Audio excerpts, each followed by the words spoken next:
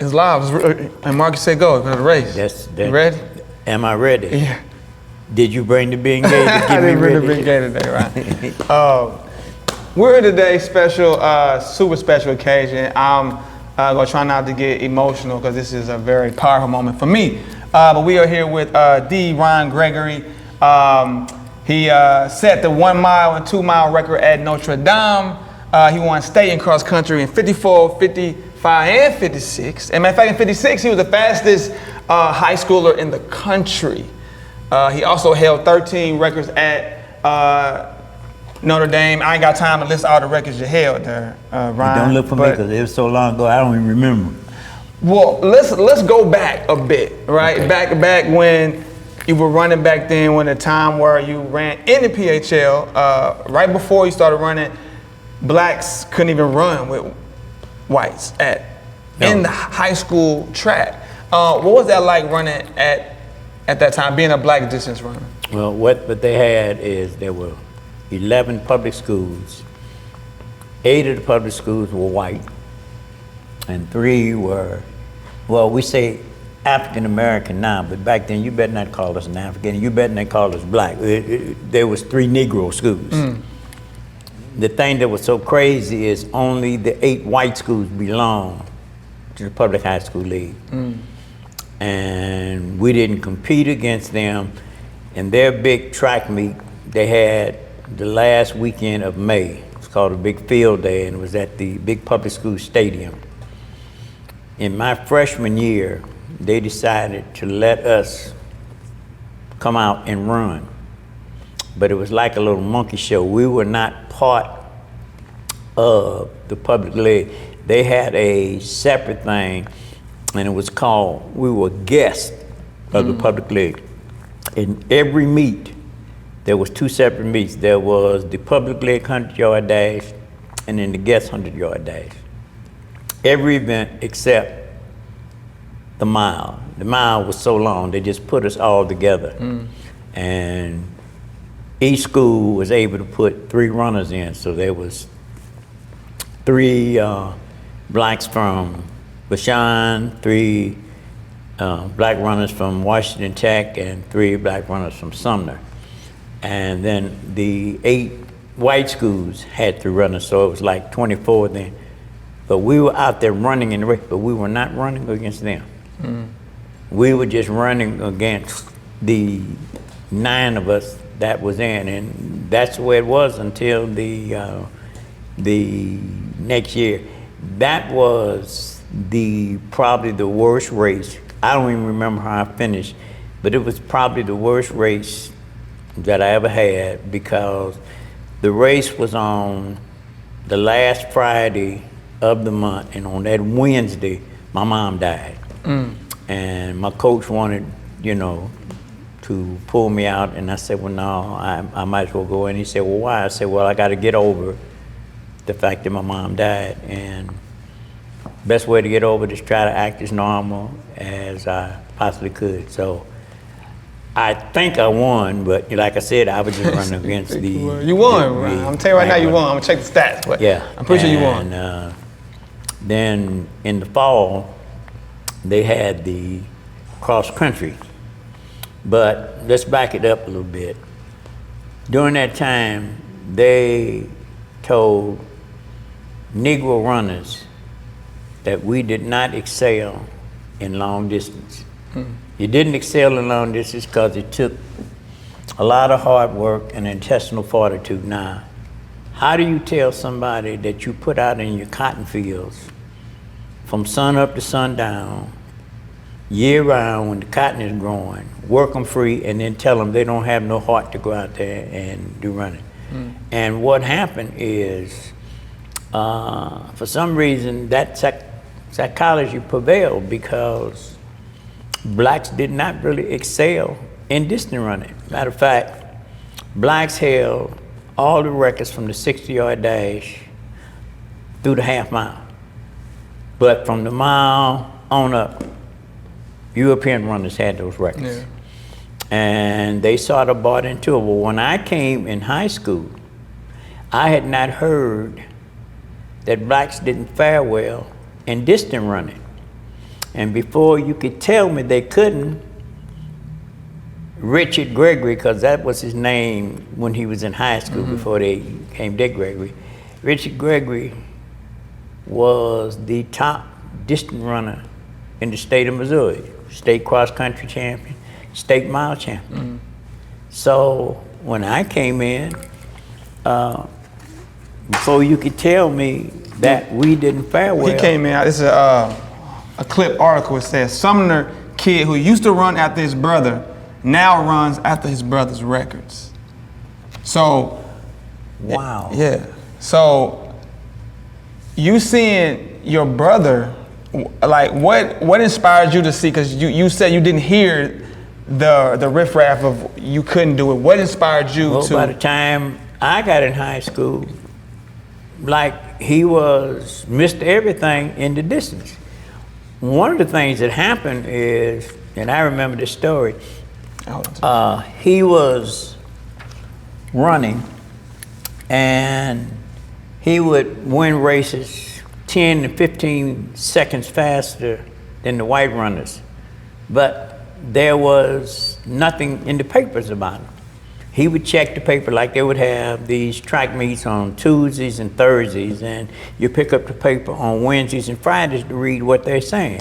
He would pick up the paper, nothing would be said about him, but there would be these white kids that running the same distance, you know, and they would have these times. So he asked some people, well, why aren't they writing about us? And they say, well, they don't, the press don't cover the colored races. And they say, well, what do we have to do? So you got to figure out some way to get into the big races. Well, he ended up somehow talking to some people and complaining to the point where they started letting him run in the races.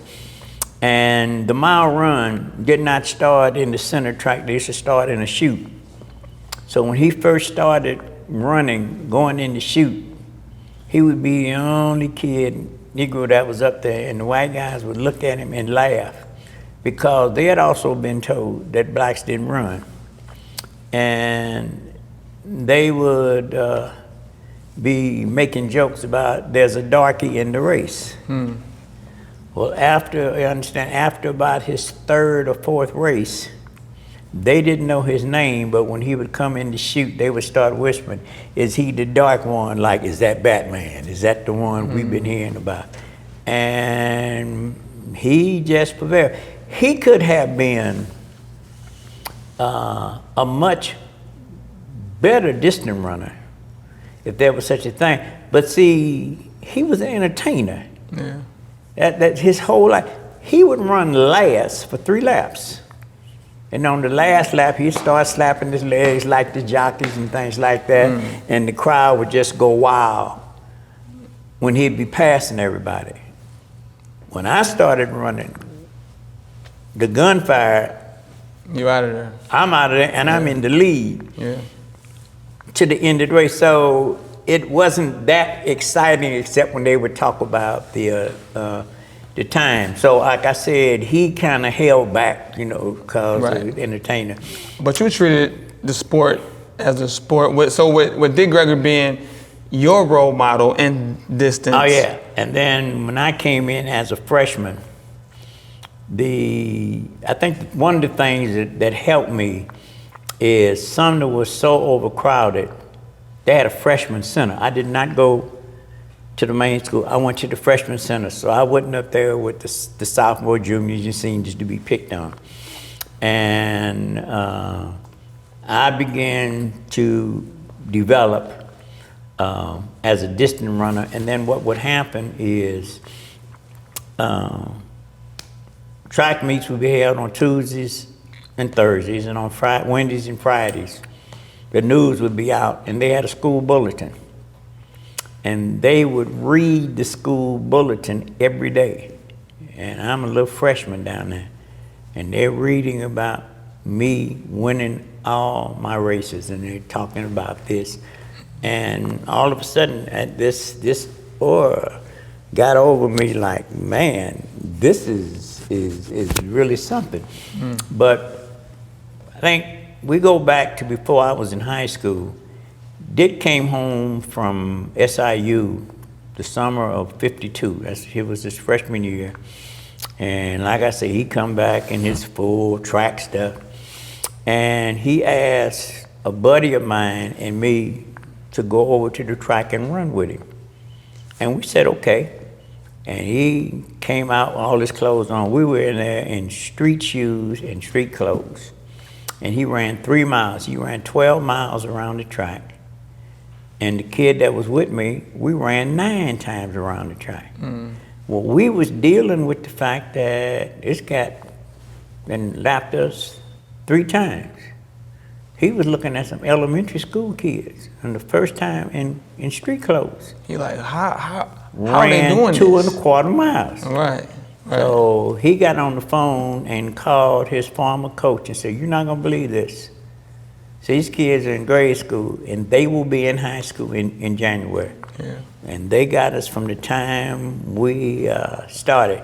But we sort of got picked on because, see, the problem is when you come in following a brother, they don't measure you from where your brother started, they measure where your brother finished. So I was being measured based on my ability, based on what Dick did in his senior year. As a freshman? And yeah, my freshman year. So we started, and it was kind of tough, but the first race I ran in, it was 2 other kids in the race with me from my school. There was 3 from the black school, and then there were, in the dual meet, they put all the milers together. So it was like 4 schools there. And I was dead last. But there was a kid from my school that was a 6'6" basketball player, wore a size 14 shoe. And every time I was dead last, every time he picked up his foot, looked like a yard of dirt went in my face. So I decided, well, what I need to do is just get away from him. So I went past him, and it felt so good. I went past the next guy, and the next guy, and the next thing I know, across the finish line, I won. And the crowd just cheered. And that feeling got on me, and from that point on, The rest is history. Yep. So the obstacle was the way for you. The cinders allowed you to run faster, and you were also doing it because you saw your brother. So you looked at your brother as a role model. Then you end up transcending, even breaking his record. But my question is, from seeing your brother as a role model to being a role model, I actually talked to Tony Reed, who's arguably one of the most decorated marathons in the world. Yes. He's ran a marathon in all 7 continents, all 50 states. But he says you inspire him to run. So how does it feel to now be the role model that you are now? Well, I'm sorry, Ryan, even to me, because when I started researching, I'm like, I didn't know any black distance runners. I started to research, and I stumbled upon you, and I'm like, dang, there was, my mama went to Sumner. I'm like, my name is Richard. How about that? So I'm like, these black men from Sumner excel at distance running. Dang, I saw it. Now I can do it. So how does that feel now for you? See, what happens is role models are heroes to other people, not to themselves. You don't know you're a role model. This is just something you do, and as a result of it, you're good enough that other people look up to you. I had a kid, white boy, about 15 years after my senior year, that there was a little gathering of a bunch of runners. And this kid brought this newspaper in, and there was the article when I ran my senior year in cross country. And there was like 500 runners in the race, and this kid finished probably 450 or whatever, and they listed every runner.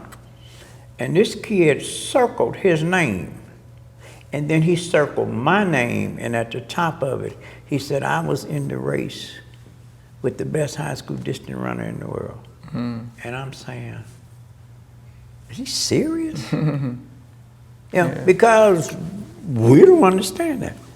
And but I had a coach who had he was from Springfield, Illinois, and see, the Springfield schools was integrated before the law said so, because in towns where there was a small black population, they weren't gonna have two separate schools, so they just let everybody go. And he ran track against these kids, and he was an accomplished distance runner, you know, and that was back in the 30s. And when he came in, he started training Dick, but my brother Presley was the first distance runner in the family. He was my oldest brother, but he just played with it, you know. Dick got to be serious, and by the time Dick ended up his senior year, then when I came along, this coach said, I know what your all's ability are, and I don't have to wait to the end of your school. You know, right. I'm gonna start dealing with you right now, and because of the legacy that yeah. was And at the end of my freshman year, I was the third top cross-country runner in the state of Missouri. The two biggest cross-country races was the East St. Louis Invitation, where there was 500 runners, and the Missouri State Championship, where there was 500 runners. And I finished third in both of the races. And the guys who was first and second was a kid from Pacific, Missouri by the name of Jim Shepard, kid from Beaumont by the name of Tony Pentino. And I was third. And in both the races, all three of us broke the existing course record. And the existing course record was held by a guy by the name of Dick Gregory. This guy. Right? Yeah.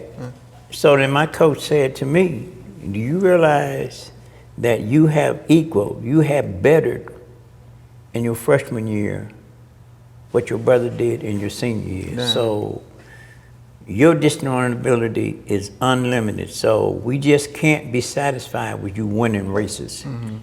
We got to deal with times. And we researched the national high school record in the mile and the national high school record in the 2 mile. But we wasn't even concentrating on the 2 mile. We was basically concentrating on the mile.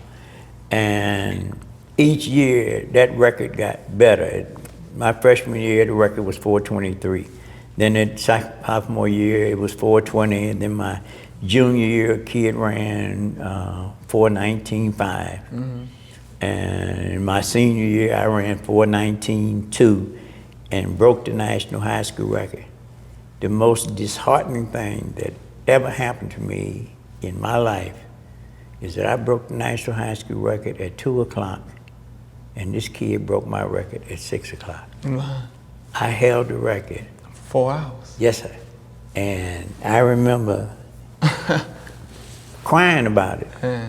And something said to me, you're kind of lucky, because if you'd have ran at 6 o'clock and he'd have ran at 2 o'clock, you'd have never set the record. So like, hey, you know. But that's how things happen. So historically, you had it for 4 hours, and that's your legacy. And speaking of legacy, this year, Trap Run, which is arguably the livest 5K in the state of Missouri, and it's going to be hundreds of runners running through the north side of St. Louis. It's so powerful. It's such an iconic day now in St. Louis. And it changed my life. It was my first 5K ever 2 years ago. So not only did I see other black runners, I was like, dang, I kind of still got it, right? So, you know, so then I started running more. And this year, you're one of our honorees that we give flowers in real time because it's truly deserving. So how does that feel for you to, in real time, be given the love by a younger generation who you might not even knew about? We know about you, and we want to revere you in that same way. Oh, I appreciate it, because people ask me today, you know, what type of exercise that I do to keep in shape at 86 years old, and I say I do a lot of running, and a lot of jumping. I'm always running late, and I'm always jumping to conclusions. And that's about, But these things sort of slip upon you. These are not things that you go out to do. These are things that later on people look back and say, you really did a job. When I was in college, because of this ideology they had fed to African Americans, there was only 5 world-class black distance runners. A guy by the name of Mel Whitfield, who if you watch CSNBC and see Felicia Whitfield, that's his daughter. He won the 1948 Olympics and the 1952 Olympics in the half mile. In 1960, America made a mistake and sent him on a Goodwill ambassador tour to go to Africa and train black runners. And the black runners had never heard that blacks don't run. And he went and trained them for 20 years. And after he got through the 20 years, all of the records from the mile through the marathon is now held by men of color, when at one time it was held by Europeans. Oh. And that's what happened when people come out and tell you all of these falsities. Yeah. And we believe in, and that's the problem with our educational system. Our educational system is a European style educational system. And because of that, we tap in to their beliefs. And our beliefs become theirs, but he went in and he changed the narrative. Yes, he just did. how you, because say I didn't know, you telling me, if I didn't know that, I'm seeing you. I'm like, I don't care what I didn't know, because I'm seeing through you and your legacy that it can be done. But what I appreciate is the run that you are hosting, and that's the weekend of September 7th. September 7th. Yeah. You didn't go to the chosen community that they think.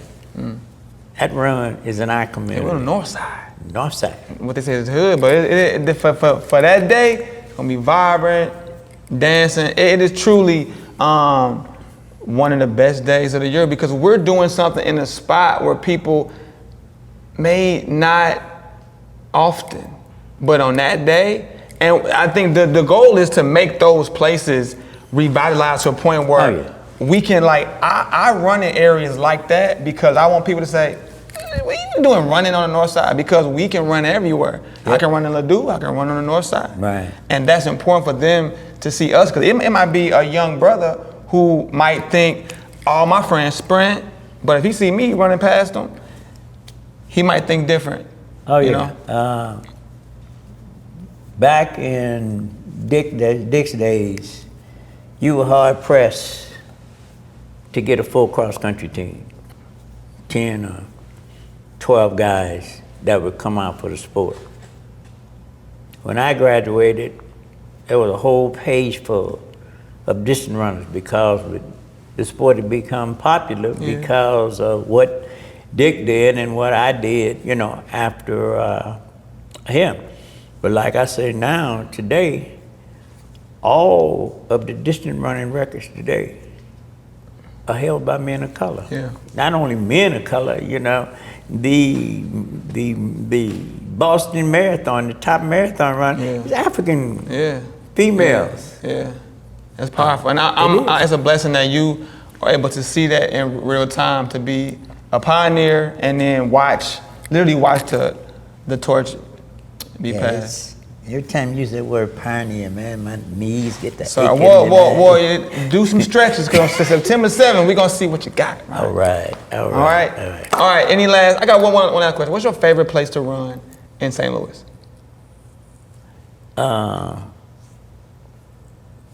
Fairground Park is where we used to go and train most of the times. But we would go out to Forest Park, and the toughest training day we had, we used to have to run up Art Hill. Oh, that's a hill. 10 times. Dang.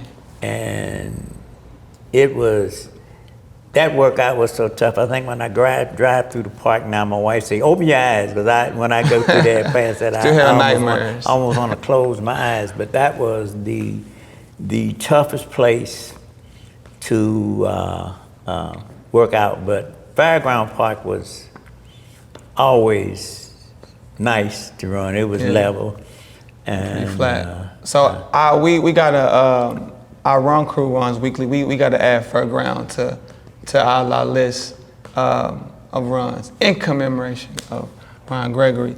As we commemorate on September 7th, track run, I could talk to you all day, Ryan, but I know you got places to run late too, and things to jump to conclusions about. That's right. So I'm gonna let you, my brother. I appreciate you. I love you, appreciate man.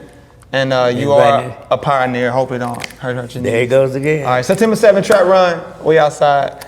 All right. All right, my brother. Raps, a cut. So do that last part again. Okay. Straight at this camera. Just that September 17th track run. Make sure you're there. 7, okay, cool. Car 7. September 7th, track run, Northside, register today, trackrunseo.com.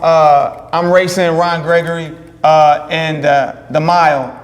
I'll try to not lose. See you in a minute. All right. Did you ever seen this before?